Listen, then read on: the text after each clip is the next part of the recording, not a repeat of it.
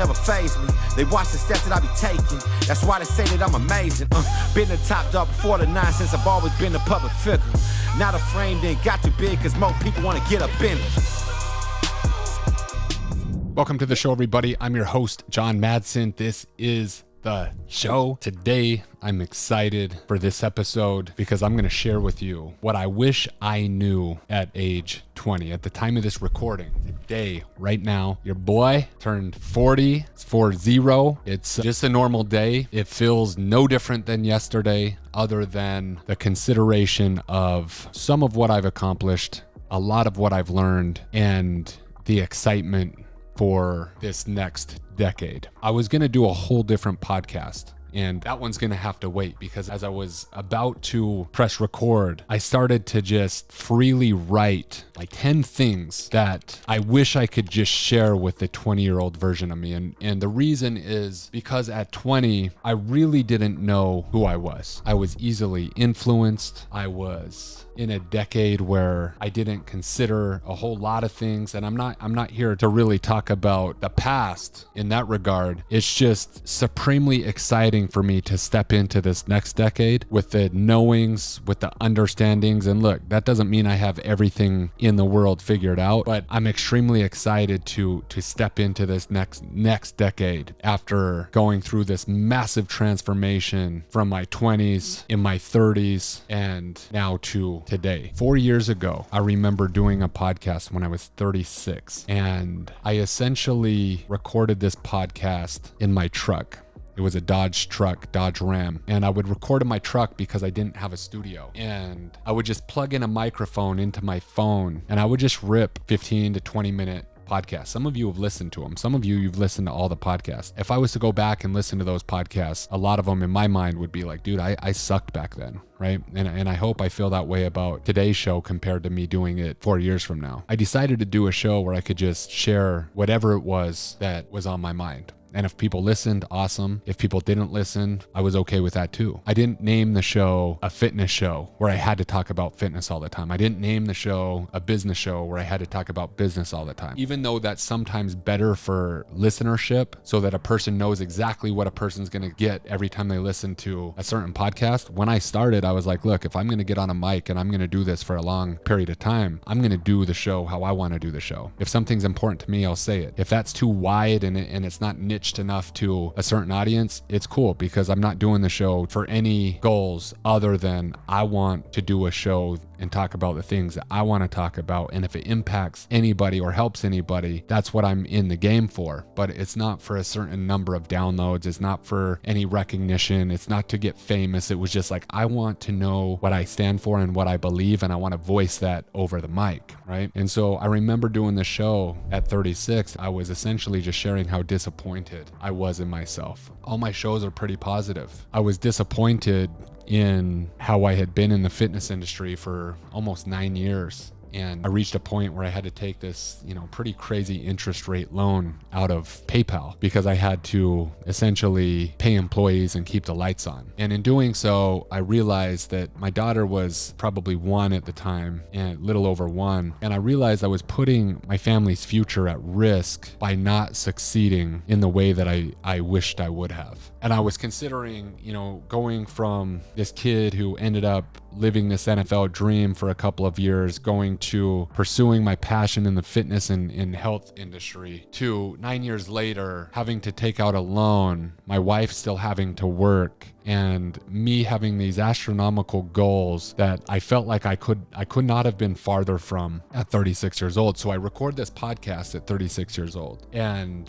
I basically, I don't know what episode it was, but the way that I remember it was just kind of spilling this disappointment in a way that I'm like, look, I'm not where I want to be. In my truck, I'm recording a podcast on my phone, and, financially, I'm in absolutely not the place that I want to be. And now I'm 40. And the reason I remember that is because it was essentially recording the podcast on my birthday, or maybe the day after or day before 4 years ago. And it's interesting for me to consider today because that was only 48 months ago, guys. That was 48 months ago. 48 months ago. That's not a long time. It might seem like a long time, but when I look back, it's like snap of the fingers. Like I remember that moment. And so much has changed from like that moment to this moment. For the next 2 years, it was like I was on a rocket ship run. And then I reached a point where there was turbulence because I was growing faster than I had the skill set to harness. I was growing faster than I had the leadership to harness, right? I had to learn how to go from like, hey, I'm this crazy, entrepreneur with dreams just flying by the seat of his pants to like this rocket ship is actually taking off. How do I harness its power, right? And I look back and now I'm sitting in Scottsdale in my office, and I used to be in Salt Lake City, and I have a whole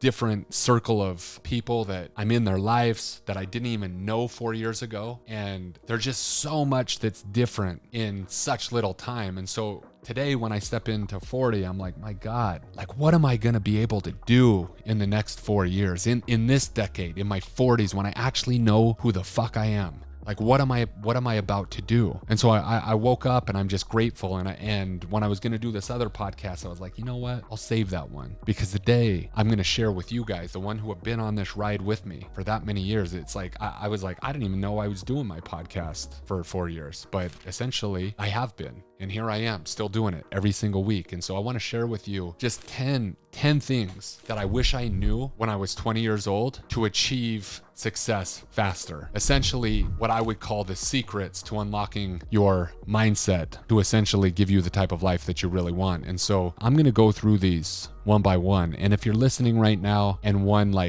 there's going to be something in here that just resonates with you. I promise you, there's going to, whether you're, outside and you're walking or driving in your car, like I'm going to say something and it's going to like, when something hits because it's a feeling.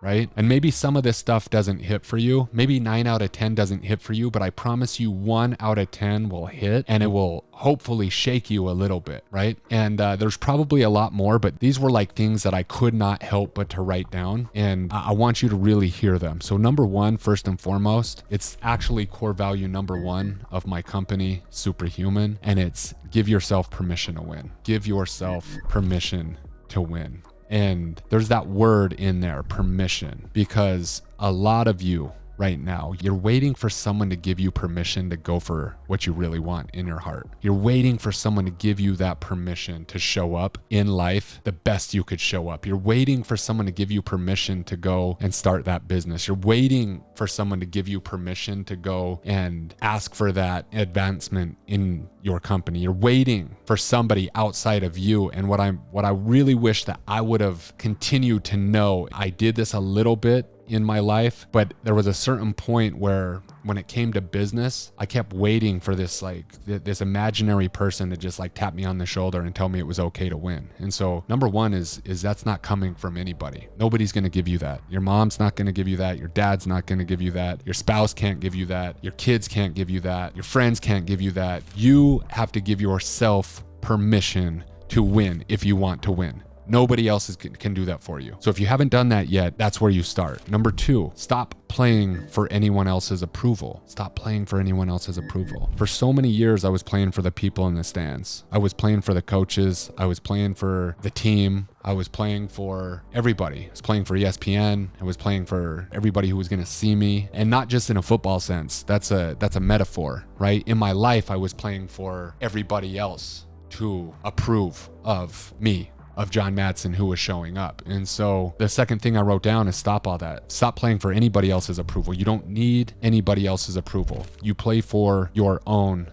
approval. This is not a consideration of I'm doing anything to appease or for the recognition or for the approval of anybody else. I'm doing what's in my heart. Number 3, take aim and pursue worthy goals with all your might. Take aim. That means understand what you want. Take aim at something and pursue something worthy with all of your heart, with all of your mind, with all of your soul. Right now at 40 years old, I'm as young as I'll ever be. Whatever happened in the past, I can't change. Whatever happened in the past, the wins, the losses, it doesn't actually matter. What happened in the past does not dictate where I'm going in the future. And so I'm going to leave all that there, and I'm going to take aim and pursue the vision that I have today, and I'm going to pursue it with all my might, all my resources, all my skill set, all my network, all my belief, everything. I'm going to first take aim, and then I'm going to pursue it. The next one, discipline your thoughts, discipline your mind, which means essentially focus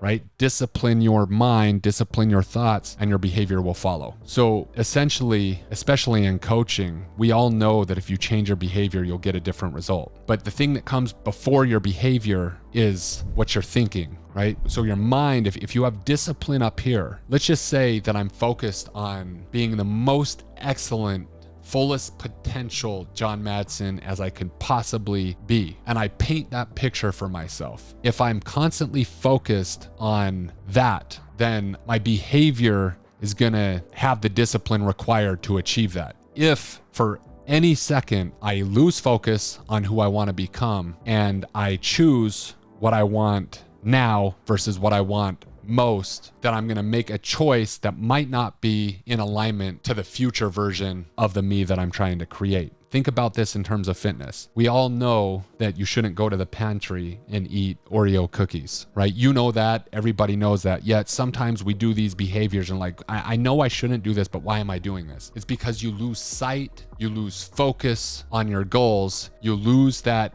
discipline in your mind for a second, and you focus on what you want now, temporary relief, instant gratification, versus what you want most, which is represent yourself in excellence. And so that one's huge. I wish I could have understood that if I discipline my thoughts and my focus, my behavior would automatically follow. What is that? 1, 2, 3, 4. Number 5, seek God. Knock and ye shall find. For all my life, I was running away. All my life, I didn't turn around and pursue. When I turned 39, I turned that pursuit around. I wanted to knock on that door for the first time. And when I knocked on that door, what I found was essentially what I was seeking. And that was a big part of my life that was missing, that I didn't essentially know how to pursue in my younger years. And that's a huge lesson. That's been such an amazing blessing for me and my family this year. Thank you, God. Number 6, trusting yourself builds confidence. When you trust yourself, confidence is the immediate reward.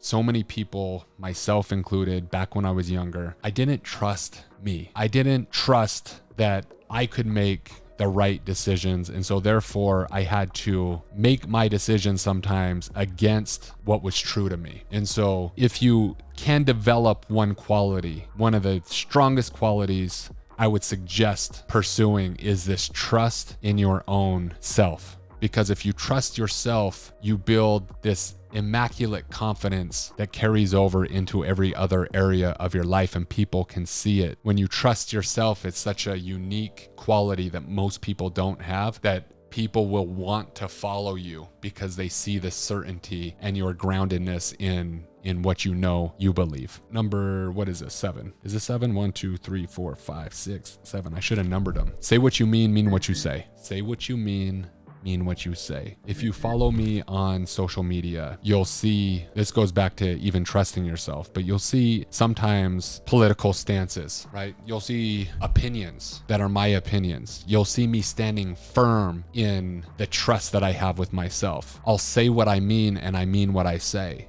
And because of that, it's very rare that I'd ever have to apologize for something I said if cancel culture came gunning for me. I actually mean what I say because I've thought it out and I trust myself enough to know that that's what I really feel. And so many people go through life and they don't say what they mean and they don't mean what they say, right? This goes all the way back up to getting other people's approval sometimes, right? So it's like there's this line here of like approval, trusting yourself, saying what you mean what you say, because what I'm trying to get at here is it means you stand for something, right? Don't be agreeable or easily influenced. Don't be agreeable or easily influenced. Agreeableness is not supremely negative, right? There's disagreeable people that are just nightmarish to be around. But what I mean is if you say what you mean and you mean what you say and you don't agree with something and it crosses a boundary of yours, don't just go along with it to go along with it. When I was a kid, like if I really think back to some of the things that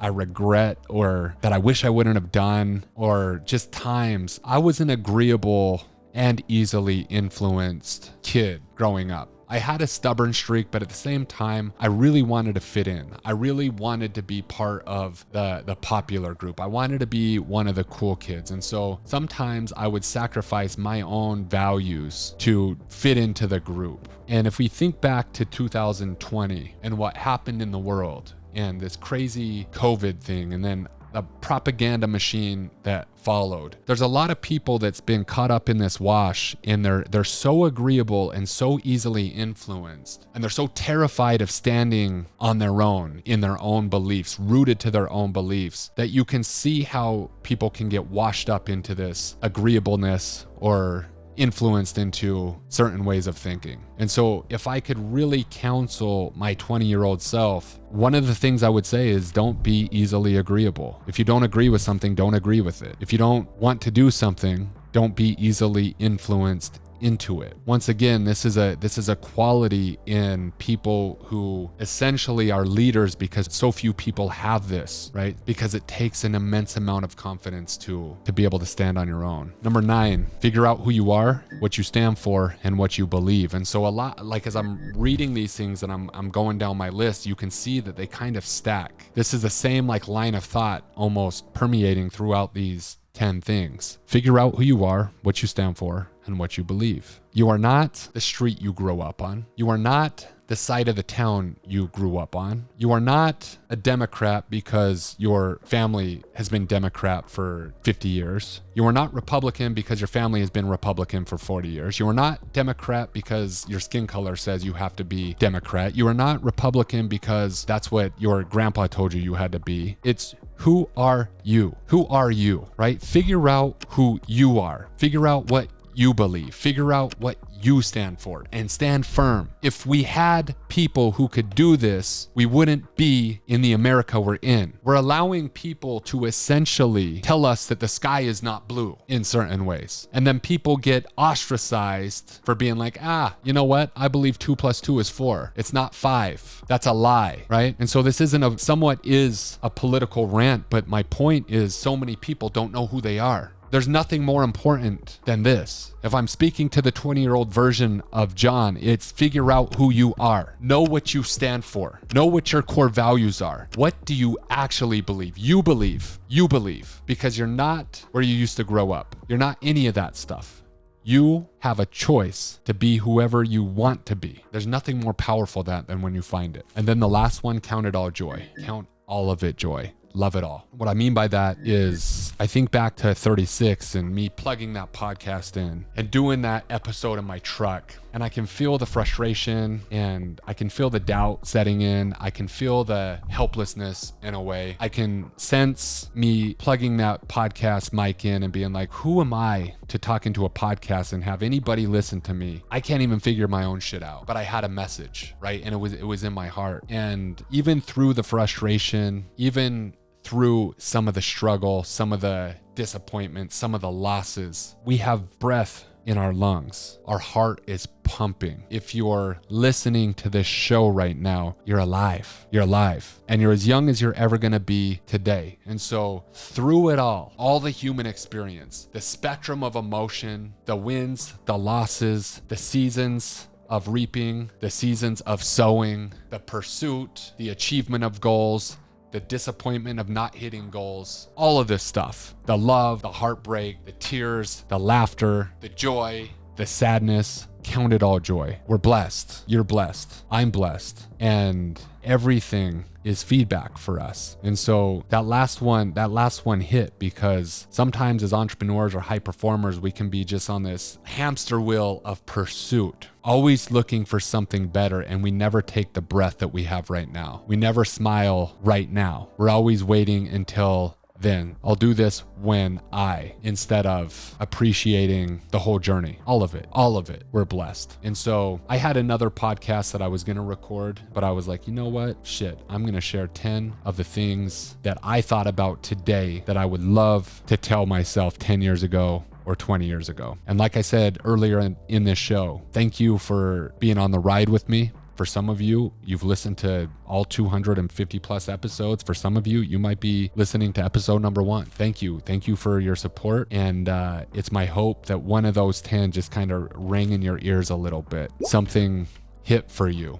And if it did, I'd love to hear about it. Thank you for your support on social media. John Madsen Official on Instagram. Send me some of the topics you want me to hit on. And yeah, cheers to another year around the sun. We'll be back next week, guys.